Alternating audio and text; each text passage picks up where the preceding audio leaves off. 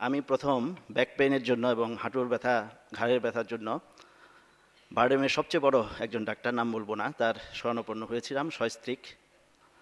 আমাকে উনি বললেন যে কালকে অপারেশন করতে পারলে ভালো, এ নিয়ে আপনি কিভাবে আছেন এতদিন। আমি জিজ্ঞেস করলাম কত টাকা লাগতে পারে ভর্তি টর্তি হলে, কেবিন টেবিন চার্জ। বলো প্যাকেজ 36,000 টাকা। আমার স্ত্রী এখানে উপস্থিত আছেন।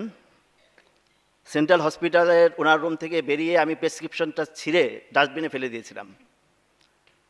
আমার পরামর্শদাতারা বললেন তুমি তো ঠিক জায়গায় যাওনি, মেডিসিনের ডাক্তারের কাছে যাও। গেলাম আবার মেডিসিনে।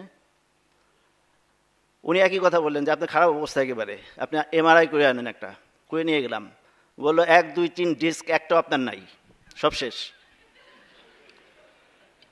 আবার পরামর্শদাতা তো অভাব হয় না, গুরুজিও বলেছেন।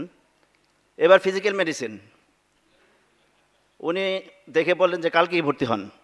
এই অবস্থায় আপনাকে আমি ছাড়তে দিতে পারি না, পরিচিত লোক, ছাড়বেন না উনি।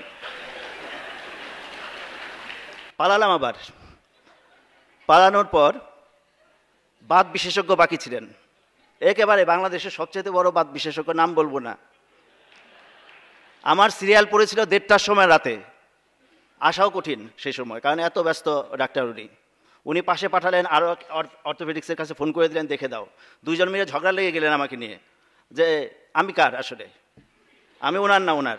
আমি গুরুজিকে অত্যন্ত ধন্যবাদ জানাচ্ছি এই কারণে যে আমার কি হলো অর্জনটা এখানে এসে। ঘাড় ব্যথা 100 ভাগে আজকে নেই।